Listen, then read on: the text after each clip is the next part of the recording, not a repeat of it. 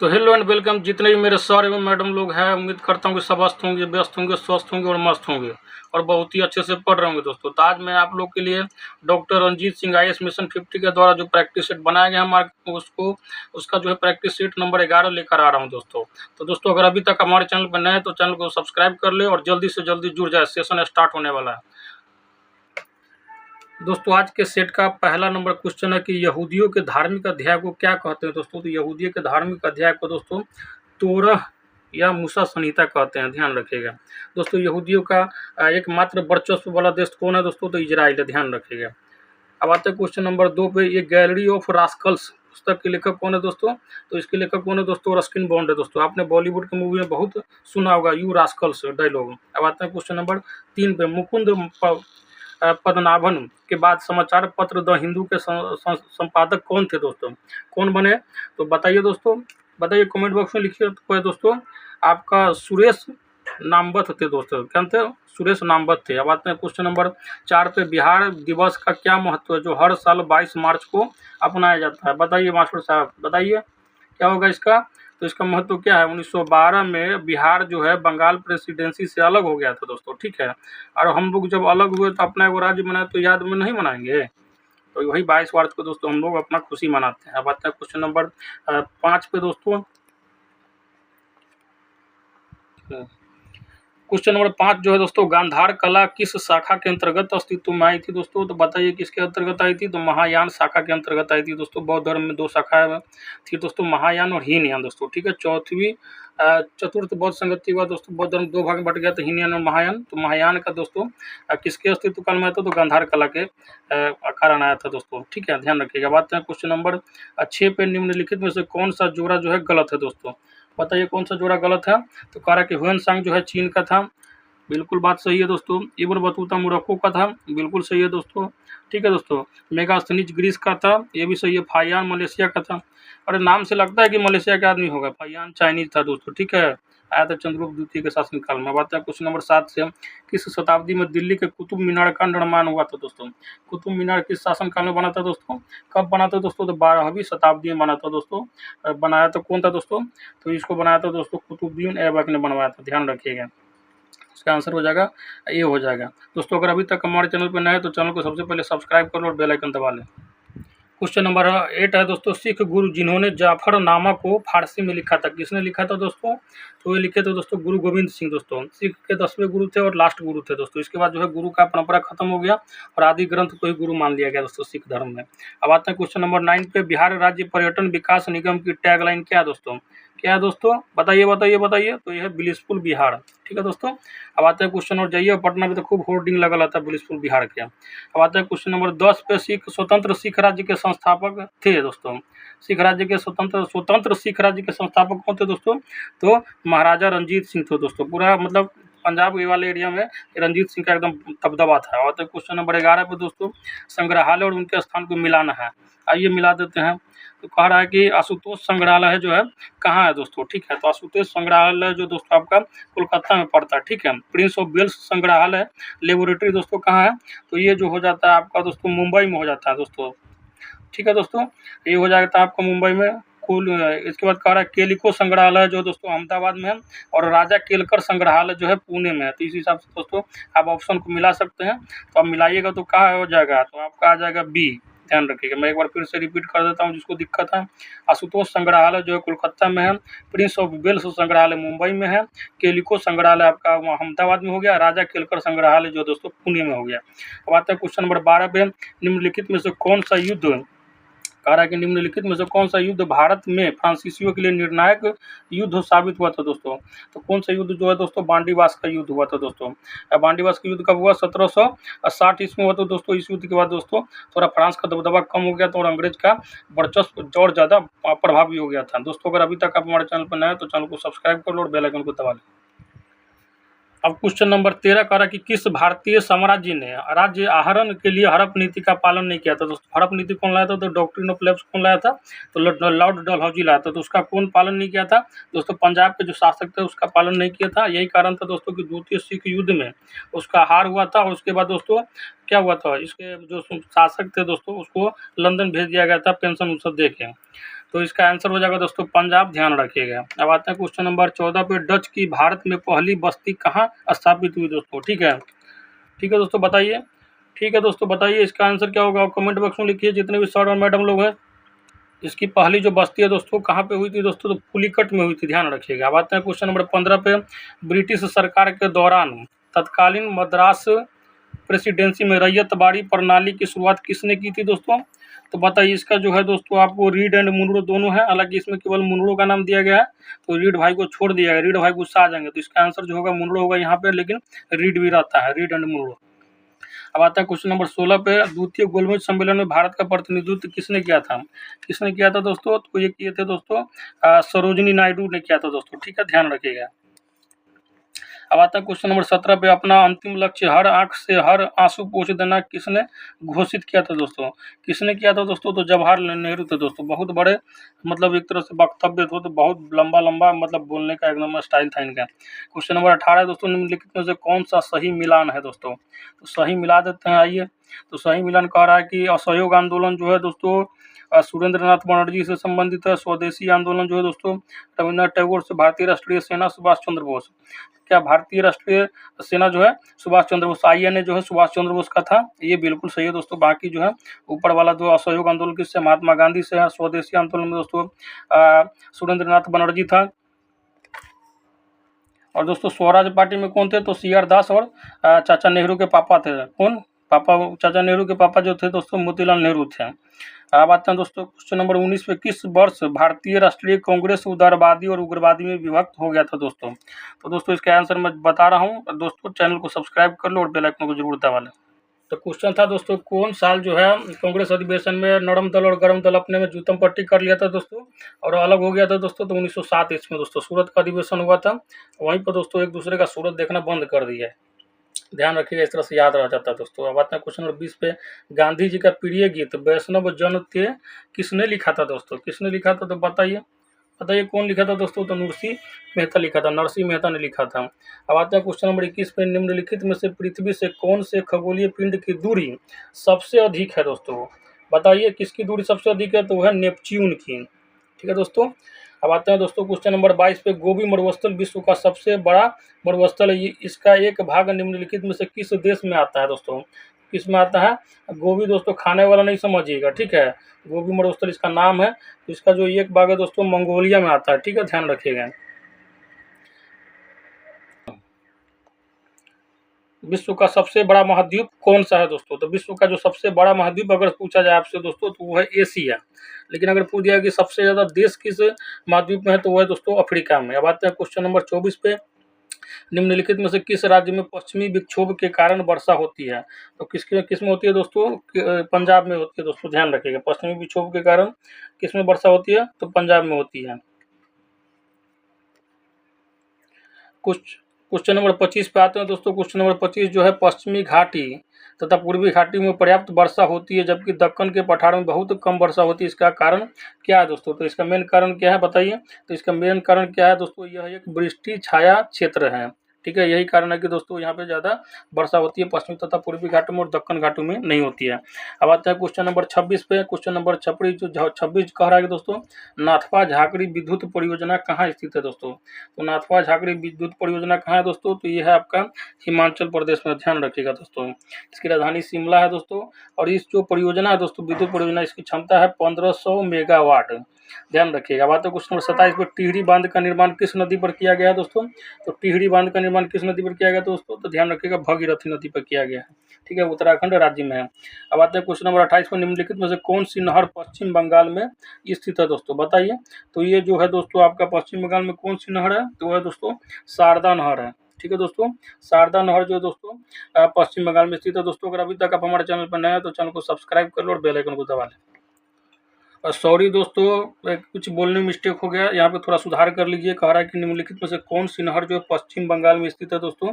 तो ये शारदा नहर नहीं होगा दोस्तों, ये है एडन नहर, ठीक है दोस्तों। एडन नहर जो है दोस्तों भारत की प्रायद्वीपीय नदी दामोदर से निकाली गई है, जो पश्चिम बंगाल की सिंचित नहर है। इसकी लंबाई लगभग 54 किलोमीटर है दोस्तों। तो इसको मतलब गलती से बोला गया दोस्तों, इसको आप करेक्ट कर सकते हैं दोस्तों। तो इसका आंसर हो जाएगा आपका एडन जो है नहर जो है दोस्तों, ये करेक्ट आंसर है। तो इसको टिक कर लीजिए दोस्तों। कौन सी नहर है दोस्तों? तो एडन नहर, ध्यान रखिएगा। अब आते हैं दोस्तों क्वेश्चन नंबर 29 पे, टिहरी बांध का पानी किस नदी से मिलता है दोस्तों? तो है भागीरथी नदी से, ध्यान रखिएगा। अब आते हैं क्वेश्चन नंबर 30 पे, सबसे विशाल चिनाई बांध का निर्माण, सबसे विशाल चिनाई बांध का निर्माण किस नदी पर हुआ है दोस्तों? तो किस नदी पर हुआ दोस्तों? जितने भी सर एंड मैडम हैं सब कमेंट बॉक्स में आंसर लिखिए। तो ये जो है दोस्तों महानदी नदी पर हुआ है दोस्तों। महानदी नदी कहाँ बहती है दोस्तों? तो उड़ीसा में बहती है दोस्तों, ध्यान रखिएगा। अब आते हैं दोस्तों क्वेश्चन नंबर 31 में, मुल्ला पेरियार बांध का झगड़ा किन राज्यों से संबंधित है दोस्तों? तो मुल्ला जो पेरियार बांध का जो झगड़ा है दोस्तों, लफड़ा जो है किससे संबंधित है? तमिलनाडु और केरल से दोस्तों, ध्यान रखिएगा। किससे? तमिलनाडु और केरला में दोस्तों इसके लिए एकदम बहुत फाइटिंग चलता है। बात है क्वेश्चन नंबर 32 में, नाथुला एक स्थान है जहाँ 44 वर्ष के बाद भारत चीन सीमा व्यापार फिर शुरू किया गया है, वह भारतीय सीमा पर स्थित है दोस्तों। कहाँ पर स्थित है दोस्तों? तो नाथुला जो है आपका दोस्तों आ जाता है सिक्किम में दोस्तों। नाथुला दर्रा जो है सिक्किम में पाया जाता है, ध्यान रखिएगा। अब आता है दोस्तों क्वेश्चन नंबर 33 पे, केरल की मौन घाटी में कौन सा वन पाया जाता है दोस्तों? तो पाया जाता है आपका जो है पादपों तथा प्राणियों की दुर्लभ जातियां पाई जाती है दोस्तों, ध्यान इसके बारे में पूछा जाता है। साइलेंट वैली जो है आपका, जो मौन घाटी बोला गया दोस्तों, उसको क्या बोला जाता है? साइलेंट वैली बोला जाता है, ठीक है दोस्तों, ध्यान रखिएगा। और इसमें दोस्तों पादप तथा प्राणियों की जो मतलब एकदम मुश्किल से दिखने वाला प्रजाति सब पाया जाता है। अब आते हैं क्वेश्चन नंबर 34 पे, नर्मदा नदी किस स्थान पर उत्पन्न होती है? तो नर्मदा नदी जो है दोस्तों अमरकंटक से निकलती है, ध्यान रखिएगा। अब आता है क्वेश्चन नंबर 35 पे, अलमाती बांध किस नदी पर बना है? तो अलमाती बांध जो है दोस्तों आपका बना है किस नदी पर बना है दोस्तों? तो कृष्णा नदी पर बना है, तो ध्यान रखिएगा। अब आते हैं क्वेश्चन नंबर 36 पे, एक बाजार अर्थव्यवस्था वह है, वो क्या है दोस्तों? जो क्या? तो एक बाजार अर्थव्यवस्था वह है जो क्या करता है? सरकारी नियंत्रण से दोस्तों क्या होता है? मुक्त होता है, ध्यान रखिएगा। अब आता है क्वेश्चन नंबर 37 में, विकासशील देशों में ऐसे लोग जो लघु स्तर गहन श्रम से संबंधित है दोस्तों, वो प्राथमिक क्षेत्र के अंतर्गत आते हैं दोस्तों, ध्यान रखिएगा। दोस्तों अगर अभी तक आप हमारे चैनल पर नए हैं तो चैनल को सब्सक्राइब कर लो और बेल आइकन को दबा लें। क्वेश्चन नंबर 38 है दोस्तों, इनमें से कौन सा एक विकासात्मक व्यय है? तो इसमें दोस्तों विकासात्मक व्यय क्या होगा दोस्तों? तो सिंचाई व्यय, मतलब इरिगेशन पे जो खर्च होता है, इरिगेशन एक्सपेंडिचर जो होगा दोस्तों, वो विकासात्मक व्यय के अंतर्गत आता है। अब आता है क्वेश्चन नंबर 39 पे, गैर आकलित धन अन अकाउंट मनी को उपयोगी उद्देश्य हेतु प्रवाहित करने के लिए सरकार ने किस स्कीम को प्रस्तावित किया दोस्तों? तो वह स्कीम कौन सा दोस्तों? तो स्कीम है विशेष वाहक बॉन्ड। कौन सा है दोस्तों? विशेष वाहक बॉन्ड, इसे दोस्तों बोला जाता है स्पेशल बियरड बॉन्ड्स बोला जाता है, ध्यान रखिएगा। अब आते हैं क्वेश्चन नंबर 40 पे, सस्ती मुद्रा से आशा है दोस्तों। सस्ती मुद्रा मतलब चीप मनी से क्या मतलब शादी मतलब है दोस्तों? तो ऐसी मुद्रा जो कम ब्याज दर पे मिल जाए दोस्तों, ध्यान रखिएगा, तो उसको सस्ती मुद्रा बोलते हैं। क्वेश्चन नंबर 41 है, निम्नलिखित में से कौन सा विषय हमारे संविधान की समवर्ती सूची में शामिल नहीं है दोस्तों? तो कौन सा शामिल नहीं है? तो दोस्तों हमारे समवर्ती सूची मतलब आपको पता होना चाहिए, समवर्ती सूची में दोस्तों केंद्र सरकार और राज्य सरकार दोनों का योगदान होता है। तो आपका जो आ गया दोस्तों इसमें शेयर बाजार है, ठीक है दोस्तों, और वायदा बाजार जो है दोस्तों समवर्ती सूची में नहीं आता, ध्यान रखिएगा दोस्तों, ठीक है। अब इसे अगर बोला जाए तो वर्तमान में समवर्ती सूची जो है दोस्तों 52 है, ठीक है, ध्यान रखिए। जबकि मूल संविधान जब बना था उस समय क्या था? 47 था। बात है क्वेश्चन नंबर 42 में, निम्न में से कौन सा विषय राज्य सूची के अंतर्गत आता है दोस्तों? तो राज्य सूची के अंतर्गत कौन सा आता है? तो ऑप्शन कमेंट में कीजिए दोस्तों, कौन सा आता है? तो वह जो कृषि जो है दोस्तों राज्य सूची के अंतर्गत आता है। हालांकि शिक्षा, रक्षा, दंड विधि ये सब जो है सेंट्रल के कंट्रोल में होती है। हालांकि देखिए रक्षा जो है दोस्तों सेंट्रल के कंट्रोल में, दंड विधि भी सेंट्रल के कंट्रोल में, और लेकिन शिक्षा जो है दोस्तों वो कंकरेंट लिस्ट में आ जाता है, समवर्ती सूची में आता है, ध्यान रखिएगा, जिसमें सेंट्रल और स्टेट दोनों पैसा लगाती है। अगर आप वेतनमान का टीचर बनेगा दोस्तों तो आपका वेतन जो है सेंट्रल और स्टेट दोनों मिलकर देगी। अब आता है क्वेश्चन नंबर 43 में, निम्न में से कौन संघ सूची में शामिल नहीं है? तो कौन संघ सूची में शामिल नहीं है दोस्तों? तो आपका जो है मजदूर संघ जो है दोस्तों संघ सूची में शामिल नहीं है। जनगणना जो है संघ सूची में है, बैंकिंग भी दोस्तों संघ सूची में, और विदेशी कर्ज वो भी संघ सूची में है। अब आता है क्वेश्चन नंबर 44, भारतीय संविधान की 7वीं अनुसूची किससे संबंधित है? तो आप किससे संबंधित है बताइए? तो केंद्र व राज्य के बीच शक्तियों के बंटवारे से संबंधित है, ध्यान रखिएगा दोस्तों। अगर अभी तक चैनल पर नए हैं तो चैनल को सब्सक्राइब कर लो और बेल आइकन को दबा लें। बात है क्वेश्चन नंबर 45 पे, निम्न में से कौन सा धर्मनिरपेक्ष राज्य का उदाहरण है? कौन सा उदाहरण है दोस्तों? तो राज्य का अपना कोई धर्म नहीं होगा, ये बिल्कुल बात सही है, ठीक है। राज्य का एक ही धर्म होगा, मानवता धर्म, ठीक है। इंसान है, इंसान का इज्जत करना चाहिए। अब क्वेश्चन नंबर 46 है दोस्तों, विश्व का पहला ऊंट अस्पताल कैमल हॉस्पिटल जो है दोस्तों विश्व का कहाँ खोला गया है, तो वो खोला गया दोस्तों कहाँ पे, तो बताइए दुबई में, ठीक है, शेखों के शहर में दोस्तों। मतलब अय्यासी का एकदम समझिए, मतलब पूरे वर्ल्ड में इसका अलग ही एक अपना पहचान है दोस्तों। अब आता है क्वेश्चन नंबर 47 पे, निम्नलिखित में से कौन सा विषय समवर्ती सूची में शामिल है दोस्तों, तो कौन सा विषय जो समवर्ती सूची में है, तो व्यापार संघ जो है दोस्तों समवर्ती सूची के अंतर्गत आता है, ध्यान रखिएगा। क्वेश्चन नंबर 48 पे आते हैं दोस्तों। क्वेश्चन नंबर 48 कहता है भारतीय संविधान की 7वीं अनुसूची में वर्णित विकलांग और बेरोजगारों को राहत किस सूची का विषय है दोस्तों, तो किस सूची का विषय बताइए दोस्तों, तो ये हो जाएगा आपका राज्य सूची का विषय हो जाता है, ध्यान रखिएगा दोस्तों। अब आते हैं क्वेश्चन नंबर 49 पे। 49 नंबर क्वेश्चन कहता है कि भारतीय संविधान की 7वीं अनुसूची में वर्णित शोधन अक्षमता और दिवाला सूची का विषय किसका है विषय है दोस्तों, तो यह दोस्तों समवर्ती सूची का विषय, समवर्ती मतलब सेंट्रल और स्टेट दोनों का मतलब मिला जुला। अब आता है क्वेश्चन नंबर 50 में, देश के सरकार में अंतिम निर्णय लेने की शक्ति जनता द्वारा चुने गए लोगों में निहित होती है, तो किसमें दोस्तों, तो वोट देते हैं तो आपको पता होना चाहिए दोस्तों, लोकतांत्रिक सरकार में आप कितनों नेतवन उड़ ले, लेकिन लास्ट में क्या होता है, हाथ फैलाने भीख मांगने आ ही जाता है दोस्तों। अब आता है क्वेश्चन नंबर 51 में, एक बम चांद पर विस्फोटित होता है, पृथ्वी पर उसकी ध्वनि सुनाई देगी, कितनी सुनाई देगी दोस्तों, तो विस्फोट की ध्वनि ही सुनाई नहीं देगी, ध्यान रखिएगा। क्या होगा, अब बम मारिएगा चांद पे, यहाँ पे सुनाई देगा दोस्तों, भाई यहाँ पे मार दीजिएगा गाँव में तो दूसरा गाँव में तो सुनाई नहीं देता है। बात है क्वेश्चन नंबर 52 पे, किस आदर्श गैस के कणों की औसत गति ऊर्जा समानुपाती होती है दोस्तों, ठीक है, कहता है किसी आदर्श गैस के कणों की औसत गतिज ऊर्जा समानुपाती है, तो किसके दोस्तों, गैसों के विशुद्ध तापमान के दोस्तों, ध्यान रखिएगा। होता क्या दोस्तों, इसको मैं थोड़ा डिटेल में समझा देता हूँ अगर नहीं समझ में आता है दोस्तों, तो कहता है कि आदर्श गैस, ठीक है, आदर्श गैस के कणों की जो औसत गतिज ऊर्जा होती है, मतलब काइनेटिक एनर्जी जो होता है, तो वो क्या होता है, डायरेक्टली प्रोपोर्शनल टू टेम्परेचर के होता है, मतलब गतिज ऊर्जा टेम्परेचर के समानुपाती होता है, तापमान के समानुपाती होता है। अब गतिज ऊर्जा को बढ़ाइएगा तो तापमान भी बढ़ेगा, ध्यान रखिएगा, यही कहना चाह रहा है। अब आता है क्वेश्चन नंबर 53 पे, एक गोला समान ऊंचाई से दो भिन्न भिन्न अवनत सतहों पर भिन्न भिन्न कोनों से लुढ़कते हुए नीचे की ओर आता है, तो यह ऐसा करता है, किस कारण से करता है दोस्तों, क्यों करता है दोस्तों, तो इसका मेन कारण क्या होगा बताइए, तो ये क्या होता है दोस्तों, समान गति के साथ यहाँ पे आएगा दोस्तों, ध्यान रखिएगा। क्वेश्चन नंबर 54 का आ रहा है दोस्तों, निम्न में से किस में हाइड्रोजन बंध जो है बंध उपस्थित नहीं होता दोस्तों, तो बताइए किस में नहीं उपस्थित होता है, तो ये जो हो जाएगा आपका दोस्तों, मेथेन में दोस्तों क्या होता है, CH4 में क्या होता है, हाइड्रोजन बॉन्ड नहीं होता, वाटर में दोस्तों हाइड्रोजन बॉन्ड होता है, ठीक है, अमोनिया में भी होता है, और ये दोस्तों आपका आ गया मेथोनिक एसिड, इसमें भी होता है, ध्यान रखिएगा। अब आते हैं क्वेश्चन नंबर 55 में, निम्न में से किसका आयनन विभव सबसे कम होगा दोस्तों, किसका आयनन विभव सबसे कम होगा, ऑप्शन में डालिए दोस्तों, कमेंट बॉक्स में लिखिए। तो दोस्तों सीजियम का जो होता है दोस्तों, आयनन विभव जो होता है दोस्तों सबसे कम होता है दोस्तों, क्यों, क्योंकि दोस्तों जो होता है ये इसका साइज बहुत ज़्यादा होता है, तो इससे इलेक्ट्रॉन निकालना बहुत ईजी होता है, इसीलिए दोस्तों इसका आयनोजेशन एनर्जी इसको अंग्रेजी में बोलते हैं, और आयन विभव जो है सबसे कम होता है, ध्यान रखिएगा। सीजियम का बहुत ज़्यादा रिएक्टिव होता है दोस्तों, इसीलिए जल्दी से इलेक्ट्रॉन का त्याग कर देता है, इसलिए आयन विभव क्या होगा, इसका सबसे कम होगा। अब आता है क्वेश्चन नंबर 26 पे, आधुनिक आवर्त सारणी में निम्न में से किसका स्थान उचित रूप से व्यवस्थित नहीं है दोस्तों, तो किसका नहीं बताया, किसके साथ भेदभाव हो गया है, तो वो है दोस्तों अंतः संक्रमण तत्व, ठीक है दोस्तों, ध्यान रखिएगा, अंतः संक्रमण तत्व के साथ क्या हुआ दोस्तों, भेदभाव हो गया है।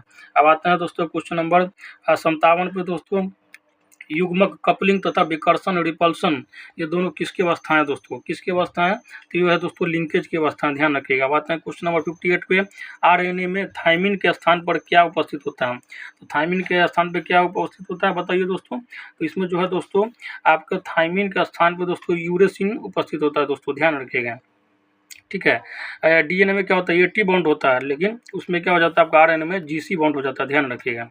थाइमिन की जगह पे क्या हो जाता है, यूरेसिन आ जाता है, ध्यान रखिएगा। थोड़ा ज़्यादा डीप में हो जाता है, इतना हालांकि पूछेगा नहीं आप लोग में, अगर पूछ दे तो अलग बात है। 59 निम्नलिखित में से कौन चिकित्सा के जनक है दोस्तों, तो चिकित्सा के जनक कौन है दोस्तों, तो ये हो जाता है आपको हिपोक्रेटस, ठीक है। अभी दोस्तों मार्केट में चल रहा हिपोक्रेसी की भी सीमा होती है, तो यही ध्यान रखिएगा। तो चिकित्सा के जनक कौन है दोस्तों, तो हिपोक्रेटस। थाइमस ग्रंथि से स्रावित हार्मोन को क्या कहा जाता है दोस्तों, तो ये कहा जाता है थायोमोसिन, ठीक है, थायोमोसिन कहा जाता है थाइमस ग्रंथि से स्रावित हार्मोन को। अब आता है क्वेश्चन नंबर 61 पे, ब्रिटिश सरकार और महात्मा गांधी के मध्य सन 1932 में हस्ताक्षरित पूना समझौते में प्रावधान था, क्या प्रावधान था दोस्तों, प्रावधान था दोस्तों कि हरिजन के लिए आरक्षित सहित संयुक्त निर्वाचन क्षेत्रों का, ठीक है दोस्तों, मतलब SC ST के लिए किया गया था दोस्तों, ध्यान रखिएगा। बात है क्वेश्चन नंबर 62 में, बिहार के लौंगी भुइयाँ जिसे दूसरा माउंटेन मैन भी कहा जाता है किस जिले से है? ये वो तो दोस्तों पहाड़ तोड़ दिया, और दूसरा भी पहाड़ तोड़ने के लिए एकदम शुरू हो गया था, तो उसका नाम क्या था दोस्तों? तो लौंगी भुइयाँ था दोस्तों। इसका संबंध जो है दोस्तों किस जिला से है? तो गया का दोस्तों। गया का आदमी थोड़ा ज़्यादा ही दोस्तों मूडियल होता है, पूरा गुस्सा में पहाड़े काट दिए थे दशरथ मांझी जी, ध्यान रखिएगा दोस्तों। इसी फिल्म में डायलॉग था जो नवाजुद्दीन सिद्दीकी बोलता है बार बार, पहाड़ पे आता है सवेरा, उसके बाद कहता है तुमको क्या लगा कि नहीं लौटेंगे? आता था दोस्तों, अब मार हथौड़ी से पत्थर को, नहीं तो पहाड़ को ढा दिया एकदम। 20 साल 15 साल लगा, लेकिन पहाड़ को गिरा दिया। क्यों दोस्तों? क्योंकि फगुनिया के चक्कर में। उसके पत्नी का नाम था दोस्तों, और वो क्या कर रही थी दोस्तों कि पहाड़ से पानी लेकर आ रही थी दोस्तों। उस समय बीच में पहाड़ था, तो वही उससे लुढ़क के दोस्तों उसका मौत हो गया था दोस्तों। तो अपनी पत्नी के मतलब वियोग में दोस्तों पूरे पहाड़ को काट दिया था। अब क्वेश्चन नंबर 63 है दोस्तों, बिहार के कर्नाट वंश के शासक हरि सिंह देव को पराजित करने वाला सुल्तान कौन था दोस्तों? तो कौन था बताइए? तो वो जो था दोस्तों आपका गयासुद्दीन तुगलक था दोस्तों, ठीक है।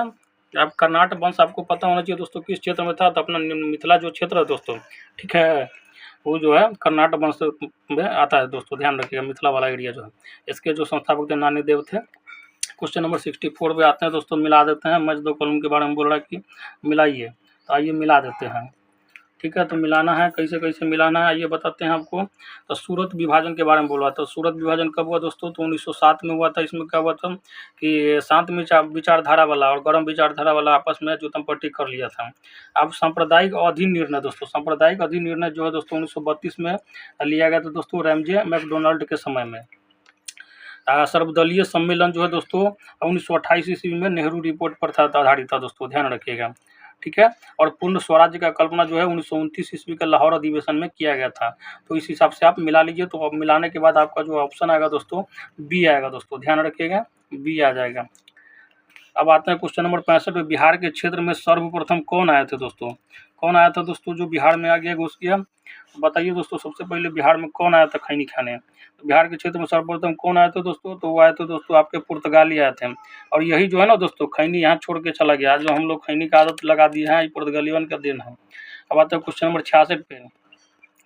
66 कह रहे हैं, निम्नलिखित घटनाओं का सही अनुक्रम क्या है दोस्तों? तो तिलक का होम रूल लीग, कामा गाटा मारू प्रसंग, महात्मा गांधी का भारत आगमन। आइए बताते हैं दोस्तों। तो कामा गाटा मारू प्रसंग जो है दोस्तों 1914 ईस्वी में हुआ था। महात्मा गांधी जी जो है दोस्तों 9 जनवरी 1915 को दक्षिण अफ्रीका से भारत आए थे। और जो है दोस्तों तिलक का होम रूल लीग जो है दोस्तों 1916 ईस्वी में हुआ था। तो आप सजा लीजिए दोस्तों, ठीक है। तो पूछ रहा है सही अनुक्रमक के अनुसार सजाने के बाद क्या आएगा दोस्तों? तो आपका ये आ जाएगा 2, 3 और 1 हो जाएगा दोस्तों, ठीक है। ये हो जाएगा आपका आंसर, ध्यान रखिएगा। बात है क्वेश्चन नंबर, भारत की स्वतंत्रता के समय महात्मा गांधी, कह रहा है कि भारत की स्वतंत्रता के समय क्या थे? महात्मा गांधी जो थे दोस्तों कांग्रेस के क्या थे? सदस्य नहीं थे, ध्यान रखिएगा। कांग्रेस के क्या थे? सदस्य नहीं थे, ध्यान रखिएगा। क्वेश्चन नंबर 68 दोस्तों, जब 1946 ईस्वी में भारतीय मुस्लिम लीग को अंतरिम सरकार में सम्मिलित किया गया, तब लियाकत अली खां को जो विभाग दिया गया था वो कौन सा विभाग था दोस्तों? तो वित्त विभाग था दोस्तों। एकदम ढहुआ पैसा वाला विभाग जो है मियां अली खान को दे दिया गया था, लियाकत अली खान को, ध्यान रखिएगा। अब आता है क्वेश्चन नंबर 69 पे दोस्तों, घटना को मिलाना है, ठीक है। मार्ले मिंटो सुधार, ठीक है, मार्ले मिंटो हुआ, ठीक है, 1909 ईस्वी में हुआ था। तो ये जो है इसका सुधार का क्या परिणाम हुआ? तो दोस्तों कि सांप्रदायिक निर्वाचन क्षेत्र आ गया था दोस्तों, ठीक है। सांप्रदायिक निर्वाचन क्षेत्र दोस्तों मार्ले मिंटो सुधार के हिसाब से आया था। उसके बाद आया साइमन कमीशन। तो साइमन कमीशन 1927 में आया था दोस्तों। इसके कारण क्या हुआ? देशव्यापी आंदोलन हुआ था दोस्तों। तो इसका हो जाएगा बी का 1 हो जाएगा। मार्ले मिंटो सुधार के कारण क्या हुआ था दोस्तों? तो सांप्रदायिक निर्वाचन क्षेत्र का मतलब क्या हुआ? आ गया था दोस्तों, मतलब अपने अस्तित्व में। चौड़ा चौड़ी घटना हुआ था दोस्तों। चौड़ा चौड़ी घटना 1922 में हुआ था। तो उसमें क्या किया था दोस्तों कि अंग्रेजों को चौड़ा कर दिया था, मार मार के एकदम गोली, ठीक है दोस्तों। तो ये इसके कारण क्या हुआ था दोस्तों? तो असहयोग आंदोलन जो है महात्मा गांधी जी वापस ले लिए थे, दांडी मार्च में। और डंडा लेके मार्च हुआ था कहाँ पे दोस्तों? नमक कानून तोड़ने के लिए 1930 ईस्वी में हुआ था, ठीक है दोस्तों, नमक कानून का उल्लंघन के लिए। तो इस हिसाब से आप जब मिलाइएगा दोस्तों तो आपका आंसर आ जाएगा डी, ठीक है दोस्तों। अब आते हैं क्वेश्चन नंबर 70 पे। क्वेश्चन नंबर 70 जो है दोस्तों इसमें भी मिलान करना है दोस्तों। तो दिया गया दोस्तों जैसे बटलर समिति रिपोर्ट, बटलर समिति रिपोर्ट जो है दोस्तों आपका संबंधित हो जाता है, किससे संबंधित हो जाता है, तो भारतीय राज्यों और सर्वोच्च शक्ति के बीच संबंध से हो जाता है, ध्यान रखिएगा। एक एक करके मैं बता देता हूँ दोस्तों, क्योंकि पूरा दिखा पाना एक बार में संभव नहीं है। अब आते हैं दोस्तों हार्टोंग समिति रिपोर्ट। हार्टोंग समिति रिपोर्ट जो है दोस्तों आपका भारतीय हार्टोंग समिति रिपोर्ट जो है दोस्तों ब्रिटिश भारत में शिक्षा की अभिवृद्धि और प्रगति की संभावनाओं के लिए दोस्तों आया था। हार्टोंग समिति रिपोर्ट जो 1929 ईस्वी में आया था, किसके लिए आया था दोस्तों, तो ब्रिटिश भारत में शिक्षा की अभिवृद्धि और प्रगति की संभावनाएं के लिए। हंटर जांच समिति किसके लिए हुआ दोस्तों, तो जालियांवाला बाग हत्याकांड का तहकीकात के लिए हुआ था। और दोस्तों उसके बाद नेक्स्ट जो है मूडी मैन समिति रिपोर्ट किस लिए आया था दोस्तों, तो मॉन्टेग्यू चेम्सफोर्ड सुधार के लिए। मैं एक बार फिर से बोल रहा हूँ दोस्तों, सुन लीजिएगा, क्योंकि मैं पूरा दिखाने में थोड़ा दिक्कत हो रहा है। तो जो है दोस्तों आपका क्या था दोस्तों, जैसे आपका पहला आ गया दोस्तों बटलर समिति रिपोर्ट। तो बटलर समिति रिपोर्ट में क्या था दोस्तों, भारतीय राज्यों और सर्वोच्च शक्ति के बीच संबंध के बारे में बताया गया। भारतीय राज्यों और सर्वोच्च शक्ति के बीच संबंध को बताया गया है। हार्टोंग समिति रिपोर्ट में दोस्तों क्या बोला गया है, तो हार्टोंग समिति रिपोर्ट में दोस्तों आपको ब्रिटिश भारत में शिक्षा की अभिवृद्धि और प्रगति की संभावनाएं पे बल दिया गया था। हंटर जांच कमेटी दोस्तों किसके लिए था, तो जालियांवाला बाग में जो कांड हुआ था दोस्तों उसके जांच के लिए। और मूडी मैन समिति रिपोर्ट जो है दोस्तों, मूडी मैन समिति रिपोर्ट जो 1924 ईस्वी में आया था दोस्तों, वो मॉन्टेग्यू चेम्सफोर्ड सुधार के लिए आया था। तो इस हिसाब से दोस्तों आपका जो कूट है वो मिलाइएगा दोस्तों, तो आपका जो आंसर आएगा, तो इस हिसाब से दोस्तों अगर आप मिलान कीजिएगा तो इसका आंसर आ जाएगा डी दोस्तों। ठीक है, पूरा दिखाने में थोड़ा दिक्कत हो रहा है, इसलिए मैं बार बार रिपीट करके बोल दिया हूँ। अब आते हैं क्वेश्चन नंबर 71 पे, सूची 1 और सूची 2 को मिलाना दोस्तों। ठीक है, एक तरफ दिया गया है अभ्यारण्य और दूसरा तरफ दिया गया दोस्तों, क्या दिया गया, जिला का नाम दिया गया, किस जिला में दोस्तों। ठीक है, तो बने रहिए सेशन पे, आपको बताते हैं दोस्तों। तो पहला जो है दोस्तों राष्ट्रीय मरु उद्यान, राष्ट्रीय मरु उद्यान जो है दोस्तों आपके जैसलमेर बाड़मेर क्षेत्र में पाया जाता है दोस्तों, ध्यान रखिएगा। ठीक है, राष्ट्रीय मरु उद्यान जो है दोस्तों आपको जैसलमेर वाला एरिया में पाया जाता है, तो ये का क्या हो जाएगा दोस्तों, 3 हो जाएगा। ताल छापड़ा जो है दोस्तों, ताल छापड़ जो है राजस्थान का दोस्तों, तो ये जो है दोस्तों आपके चूरू जिले में पाया जाता है, तो ये हो जाएगा आपका बी का 4 हो जाएगा। ठीक है, उसके बाद फुलबाड़ी किनाल, फुलबाड़ी किनाल जो है दोस्तों आपका कहाँ पाया जाता है, तो ये जो है दोस्तों आपका उदयपुर में पाया जाता है। ठीक है, और बंद बारेठा जो है दोस्तों, बंद बारेठा जो है दोस्तों भरतपुर में पाया जाता है। तो इस हिसाब से आपका जो ऑप्शन होगा ये होगा दोस्तों। हालांकि मैं एक बात बताना चाहता हूँ, इस क्वेश्चन का कोई योगदान नहीं होगा बीपीएससी में। इसके मेन कारण ये है कि दोस्तों ये राजस्थान का आरपीएससी नहीं है। बीपीएससी अपना बिहार का पूछेगी नहीं तो इंडिया लेवल पूछेगी, राजस्थान में इतना पर्टिकुलर क्यों घुसेगी दोस्तों, अगर पूछेगी तो फिर बीपीएससी का एग्जाम ले रही है। अब आते हैं क्वेश्चन नंबर 72 पे। 72 नंबर क्वेश्चन का आ रहा है कि यही दिया गया, पार्क दिया गया, वन्य जीव अभ्यारण्य दिया गया। तो दोस्तों इस तरह का पूछा जा सकता है, क्योंकि ये इंडिया लेवल का एग्जाम हो गया, इंडिया लेवल के बारे में पूछ रहा है। किसी एक स्टेट के बारे में घुस जाना, दूसरे स्टेट मतलब इस स्टेट का एग्जाम हो रहा है, दूसरे स्टेट के बारे में पूछना डीपली, ये किसी तरह से दोस्तों तर्क वाला बात है ही नहीं। तो आते हैं दोस्तों इसमें बताते हैं कि कौन सा पार्क किस वन्य जीव अभ्यारण्य में है दोस्तों। ठीक है, तो बांदीपुर जो है दोस्तों कहाँ है दोस्तों, बांदीपुर किस वन्य जीव का अभ्यारण्य है दोस्तों, तो बांदीपुर जो है दोस्तों बाघ अभ्यारण्य के लिए फेमस है। तो क्या हो जाएगा, ए का 1 हो जाएगा दोस्तों। काजीरंगा जो है एक सींग वाले गैंडा के लिए फेमस है और असम में है, बहुत ज़्यादा पूछा जाता है। सुंदरबन जो है दोस्तों आपका जो पश्चिम बंगाल में दोस्तों जैव मंडल एवं बाघ अभ्यारण्य है। सिमलीपाल जो है दोस्तों जो उड़ीसा में है, हाथी अभ्यारण्य के लिए फेमस है दोस्तों। सिमलीपाल हाथी अभ्यारण्य के लिए फेमस है। तो इस हिसाब से आप मिला सकते हैं। तो मिलाने के बाद आपका जो रिजल्ट निकल कर आएगा दोस्तों, क्या रिजल्ट निकल कर आएगा, तो रिजल्ट आपका पॉजिटिव निकल कर आएगा और उसका आंसर हो जाएगा बी, ध्यान रखिएगा। अब आता है क्वेश्चन नंबर 73। यदि जल प्रदूषण इसी गति से होता रहा तो क्या होगा दोस्तों, यदि जल प्रदूषण इसी तरह से होता रहा तो क्या होगा दोस्तों, जलीय जीवन के लिए ऑक्सीजन अनुपलब्ध हो जाएंगे दोस्तों। तो जल का प्रदूषण करते रहिएगा तो क्या होगा दोस्तों, जल में ऑक्सीजन का कमी हो जाएगा, जिसके कारण दोस्तों जो जल में प्राणी वगैरह है धीरे धीरे मरने लगेंगे। अब आते हैं क्वेश्चन नंबर 74 पे दोस्तों, सरकार की बाघ परियोजना का उद्देश्य है, क्या है दोस्तों, तो क्वेश्चन नंबर कह रहा है कि सरकार की बाघ परियोजना का उद्देश्य क्या है दोस्तों, तो इसका उद्देश्य है भारतीय बाघ को समाप्त होने से बचाना दोस्तों। हालांकि दोस्तों इंडिया में टाइगर जो प्रोजेक्ट एक्ट आया था दोस्तों, टाइगर की सुरक्षा से संबंधित 1 अप्रैल 1973 ईस्वी को आया था, बहुत पूछा जाता है, ध्यान रखिएगा। अब आते हैं क्वेश्चन नंबर 75 में, मैदान में पारिस्थितिकी संतुलन को कायम रखने के लिए, मैदानों में पारिस्थितिकी संतुलन मतलब इकोसिस्टम बैलेंस के लिए क्या कर रहा है कि रखने तो आवरण का कितना न्यूनतम प्रतिशत होना चाहिए। ठीक है, कितना न्यूनतम प्रतिशत होना चाहिए बताइए? तो वो होना चाहिए दोस्तों आपका 33%, ठीक है। वन भी इसी मतलब रेंज में होना चाहिए। क्वेश्चन नंबर 36 कह रहा है पारिस्थितिकी तंत्र की संकल्पना को प्रतिपादित किया था दोस्तों, किसने किया था? तो किया था दोस्तों किसने? एजी टाउंसले ने। एजी टाउंसले ने दोस्तों पारिस्थितिकी तंत्र मतलब इकोसिस्टम के बारे में दोस्तों शब्द का सबसे पहले प्रयोग किया था दोस्तों, ध्यान रखिएगा। अब आते हैं दोस्तों पारिस्थितिकी के जनक, ठीक है। शब्द का प्रयोग सबसे पहले किसने किया था दोस्तों? तो एजी टाउंसले ने। अब कह रहा है पारिस्थितिकी के जनक कौन थे? तो पारिस्थितिकी के जनक कौन थे दोस्तों बताइए? तो पारिस्थितिकी मतलब इकोलॉजी, ठीक है। इकोलॉजी के जनक कौन थे दोस्तों? तो वो थे दोस्तों क्या थे? अर्नेस्ट हैकेल थे दोस्तों। इसको दोनों को आप रट लीजिएगा। पारिस्थितिकी तंत्र की संकल्पना का प्रतिपादित किसने किया था? तो एजी टाउंसले ने किया था। लेकिन पारिस्थितिकी के जनक के पूछा जाए दोस्तों, इकोलॉजी के जनक पूछा जाए तो कौन होगा दोस्तों? अर्नेस्ट हैकेल होगा, ध्यान रखिएगा। जीव मंडल आरक्षित परिणाम क्षेत्र है दोस्तों, परिरक्षण क्षेत्र है। जीव मंडल आरक्षित परिरक्षण क्षेत्र है दोस्तों। कौन सा होगा दोस्तों? तो ये हो जाएगा आपका आनुवांशिक विभिन्नता के, ठीक है। जीव मंडल जो आरक्षित परिरक्षण क्षेत्र है दोस्तों आनुवांशिक विभिन्नता का क्षेत्र है। बात है क्वेश्चन नंबर 79 पे, जलीय पर्यावरण में डीडीटी सांद्रण के आकलन के आधार पर आहार श्रृंखला में प्रदूषण का स्तर निम्नलिखित अनुक्रम में बढ़ता है दोस्तों। किस अनुक्रम में बढ़ता है? तो आप देख सकते हैं दोस्तों किस अनुक्रम में बढ़ता है। तो ये बढ़ेगा दोस्तों जल पादप, घोंघा, मछली और पक्षी, ठीक है। सबसे पहले क्या होगा? जल में जाएगा, फिर उसको क्या है? घोंघा खाएगा, घोंघा को दोस्तों फिर मछली में जाता है, फिर पक्षी में जाता है, लास्ट में पक्षी जो मछली को खा जाती है। अब आता है क्वेश्चन नंबर 80 पे, किस नगर के प्रदूषण करने वाले उद्योगों को प्राकृतिक गैस आधारित प्रौद्योगिकी में सर्वोच्च न्यायालय के आदेशानुसार परिवर्तित?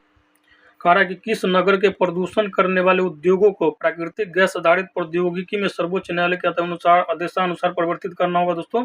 तो दोस्तों आगरा, ध्यान रखिएगा। दोस्तों अगर अभी तक हमारे चैनल पर नए हैं तो चैनल को सब्सक्राइब कर लो और बेल आइकन को जरूर दबा लो और ज़्यादा से ज़्यादा दोस्तों के बीच शेयर करें दोस्तों। और आपके पास बिल्कुल समय नहीं दोस्तों तो दबा के पढ़िए, एक एक मिनट भी बर्बाद नहीं करना। जितने भी हमारे सर और मैडम हैं सब सीरियस हो जाए, क्योंकि आपके पास मुश्किल से अब 30 दिन बचा है भविष्य संवारने का दोस्तों, वेतनमान का टीचर बनने का। 81 पे निम्नलिखित में से कौन सा ओजोन परत के रिक्तीकरण के लिए उत्तरदायी नहीं है दोस्तों? तो कौन उत्तरदायी नहीं है? तो वो होगा दोस्तों आपका नाइट्रस ऑक्साइड, जो दोस्तों क्या करते हैं ओजोन परत के दोस्तों छेद के लिए मतलब छेद करने के लिए उत्तरदायी नहीं है। हालांकि दोस्तों CFC जो है उसके कारण क्या होता है? ओजोन परत में छेद हो रहा है, ठीक है। मेथिल क्लोरोफॉर्म के कारण भी क्या होता है? छेद होता है। अग्निशमन में जो प्रयुक्त होता है हैलाइन 12-11 के कारण दोस्तों ओजोन परत में छेद हो रहा है, जिसके कारण दोस्तों वातावरण क्या हो रहा है? मतलब बहुत ज़्यादा जो है सूर्य का रोशनी रेडिएशन धरती पर आ रहा है। और धीरे धीरे दोस्तों का अगर ओजोन परत में ज़्यादा छेद हो गया क्या होगा? धरती पर इतना ज़्यादा गर्मी बढ़ जाएगी कि लगभग हर व्यक्ति दूसरा तीसरा व्यक्ति स्किन कैंसर से प्रभावित होगा। क्वेश्चन नंबर 82 को दोस्तों स्टार मार्क लिख लीजिए। निम्नलिखित में से कौन सा है कि पारिस्थितिकी तंत्र पृथ्वी के सर्वाधिक क्षेत्र पर फैला हुआ है? तो सबसे ज़्यादा क्षेत्र पे कौन चीज़ फैला है दोस्तों? तो वो फैला समुद्र। बार बार बोल रहा हूँ दोस्तों, सबसे ज़्यादा क्षेत्र पे समुद्र फैला हुआ है, ना कि मरुस्थल फैला हुआ, ठीक है। ना ही मरुस्थल है, ना ही घास के मैदान है, ना ही पर्वत है। सबसे ज़्यादा एरिया में दोस्तों पानी है पूरे दुनिया का, ध्यान रखिएगा। समुद्री एरिया जो है सबसे ज़्यादा है। अब आते हैं दोस्तों क्वेश्चन नंबर क्या कहते हैं 83 पे, निम्नलिखित में से कौन पदार्थ सर्वाधिक तापन उत्पन्न करने में योगदान नहीं करता है दोस्तों? ठीक है, कौन योगदान नहीं करता है? तो आपको पता होना चाहिए कि कौन योगदान करता है, तभी तो आप नहीं वाला छांट पाइएगा। तो जो आपको तापमान बढ़ाने में जो योगदान करता है दोस्तों वो होता है ग्रीन हाउस गैस। मैं फिर से एक बार बोल दे रहा हूँ, ग्रीन हाउस गैस का नाम लिख लीजिए और इसको रट लीजिएगा। ग्रीन हाउस गैस में जो है सबसे ज़्यादा दोस्तों जलवाष्प जो है दोस्तों 36 से 72%, ठीक है, इसका योगदान होता है। उसके बाद कार्बन डाइऑक्साइड आता है, फिर मीथेन रहता है दोस्तों, और ओजोन रहता है। ये जो है दोस्तों क्या होता है, नाइट्रस ऑक्साइड भी कभी कभी रहता है, जो क्या होता है दोस्तों वातावरण के टेम्परेचर को बढ़ाता है। तो इसमें दोस्तों क्या कहते हैं सल्फर तथा नाइट्रोजन के ऑक्साइड ये वाले नहीं होंगे, क्योंकि दोस्तों इसमें नाइट्रिक ऑक्साइड को लिया गया है। तो इसका आंसर कौन हो जाएगा? सल्फर तथा नाइट्रोजन का ऑक्साइड। मीथेन क्या होगा? मीथेन जो दोस्तों क्या होगा, इसके कारण तापमान बढ़ता है, क्योंकि ये ग्रीन हाउस गैस है। कार्बन डाइऑक्साइड भी है ग्रीन हाउस गैस, और जलवाष्प भी ग्रीन हाउस गैस है, ध्यान रखिएगा। अब आते हैं क्वेश्चन नंबर 84 पे, निम्नलिखित में से कौन सा वायु प्रदूषण का एक जैव सूचक है? कौन है दोस्तों? बताइए, कमेंट बॉक्स में लिखिए, जितने भी हमारे मैडम हैं लिखिए जल्दी। तो ये होगा दोस्तों लाइकेन है दोस्तों, ठीक है, ध्यान रखिएगा, ठीक है दोस्तों। अब आते हैं दोस्तों, जहाँ देखिए लाइकेन का क्या होता है कि ये दोस्तों आपको एल्गी और फंगी दोनों से मिलकर बना होता है, कवक और शैवाल दोनों से मिलकर बना होता है, और जहाँ पे बहुत ज़्यादा प्रदूषण होता है ना वहाँ पे उगता ही नहीं है, ठीक है, ध्यान रखिएगा। अब आते हैं क्वेश्चन नंबर 85 पे, पारिस्थितिकी तंत्र के जैविक घटकों में कौन सा उत्पादक घटक है? कौन सा उत्पादक घटक है दोस्तों? तो हरे पौधे हैं दोस्तों, ध्यान रखिएगा। अब आता है क्वेश्चन नंबर 86 में, विलुप्त होने वाली प्रजातियों की सूचीबद्धता होती है दोस्तों, किस में होती है? तो दोस्तों होती है वो रेड डाटा बुक में होती है दोस्तों। किसमें होती है दोस्तों? रेड डाटा बुक में होती है दोस्तों। IUCN के द्वारा ये आया था दोस्तों, Indian union the international union of conservation of nature, इस पे। अब आता है क्वेश्चन नंबर 87 पर, निम्नलिखित में से कौन एक किसी प्रजाति के विलोपन के लिए उत्तरदायी नहीं है दोस्तों? कौन है? तो हो जाता है दोस्तों आपका व्यापक नीचे या क्रमता जो है दोस्तों किसी प्रजाति के विलोपन के लिए उत्तरदायी नहीं है। अब आता है क्वेश्चन नंबर 88 पे। दोस्तों मैं एक बात बता रहा हूँ कि जितना भी सेट मार्केट में चल रहा है उसमें सबसे बेस्ट अगर देखा जाए तो क्या कहते हैं, EVS का क्वेश्चन जो है, मतलब अभी तक का UPSC लेवल तक के एग्जाम को मैं अगर बताता हूँ, इस क्वेश्चन को कर लीजिएगा, इसके लेवल का क्वेश्चन, तो आप UPSC के एग्जाम का बैठ के प्री का एग्जाम दे सकते हैं कॉन्फिडेंस के साथ। ऐसा पेपर बनाया गया है। तो अगर आप रणजीत सिंह IAS का जो EVS का क्वेश्चन अगर सही से कर लिए तो एक सिंगल क्वेश्चन आपका EVS से नहीं छूटेगा, मैं इस बात की गारंटी देता हूँ। अब आते हैं क्वेश्चन नंबर 88, जैव विविधता का अर्थ है दोस्तों। जैव विविधता का क्या अर्थ है दोस्तों? तो जैव विविधता का मतलब होता है दोस्तों एक निर्धारित क्षेत्र में विभिन्न प्रकार के पादप तथा जंतु का होना दोस्तों। जैव विविधता मतलब जीवों की विविधता, नाम से ही पता चलता है। उसको अंग्रेजी में दोस्तों बोलते हैं बायोडाइवर्सिटी। अब आता है दोस्तों क्वेश्चन नंबर 89 पाइए, ग्रीन मफलर से संबंधित दोस्तों। ग्रीन मफलर मतलब ये नहीं समझ लिया कि हरा का मफलर जो ठंडी में पहनता है, ये अलग चीज़ है दोस्तों। ग्रीन मफलर जो है दोस्तों, यह जो है दोस्तों ध्वनि प्रदूषण की समस्या से लड़ने के लिए दोस्तों इसका उपयोग किया जाता है। ध्वनि प्रदूषण की लड़ने की समस्या के लिए दोस्तों क्या किया जाता है? इसका उपयोग किया जाता है ग्रीन मफलर, ध्यान रखिएगा। इसके लिए क्या किया जाता है दोस्तों? वृक्ष को लगा दिया जाता है जो ध्वनि को क्या करता है? सोख लेती है। अब आता है क्वेश्चन नंबर 90 पे, मीथेन गैस उत्पादन करने वाला क्षेत्र है दोस्तों। मीथेन गैस किससे सबसे ज़्यादा उत्पादित होता है दोस्तों? तो धान के खेत में दोस्तों मीथेन गैस बहुत ज़्यादा उत्पादित होता है। दोस्तों उम्मीद करता हूँ कि ये सेशन आपके लिए बहुत ही उपयोगी रहा होगा दोस्तों। अगर अभी तक आप हमारे चैनल पर नए हैं तो चैनल को सब्सक्राइब कर लो और बेल आइकन को दबा लें, क्योंकि मैं जब तक आप लोग का एग्जाम नहीं हो जाता है मुश्किल, मतलब तब तक मैं सेट लाता रहूँगा और 100 से 150 सेट करवा दूंगा। मतलब एक सेट में 80 क्वेश्चन होता है, तो दोस्तों आप सोच लीजिए कितना क्वेश्चन हो गया। और हर क्वेश्चन कभी ना कभी किसी न किसी एग्जाम में पूछा हुआ होगा। इतना करवा दूंगा दोस्तों कि आपको नहीं भी पड़ेगा, मैं बोल रहा हूँ गारंटी के साथ। आप कुछ नहीं कीजिए, केवल सेट बनाइए हमारा। आपका सिलेक्शन नहीं हुआ तो फिर बताइएगा दोस्तों, ठीक है। बशर्ते आप सेट को बढ़िया से कीजिएगा, एक सेट को 2 बार 3 बार रिपीट करके। पहले बार क्या कीजिए, नॉर्मल स्पीड में देखिए, फिर अगले बार 1.25 में देखिए, फिर अगले बार रिविजन कीजिए तो 1.5 में कीजिए, ताकि आपको जो है सुनने का कैपेसिटी आ जाए। धीरे धीरे जब क्वेश्चन आपको पता चल जाता है तो क्या होता है, सुनने का कैपेसिटी बढ़ जाता है। तो दोस्तों उम्मीद करता हूँ दोस्तों आज का सेशन आपको बहुत पसंद आया होगा। तो आज का सेशन यहीं पर रोकते हैं और लेते हैं विदा। जय हिंद, जय भारत।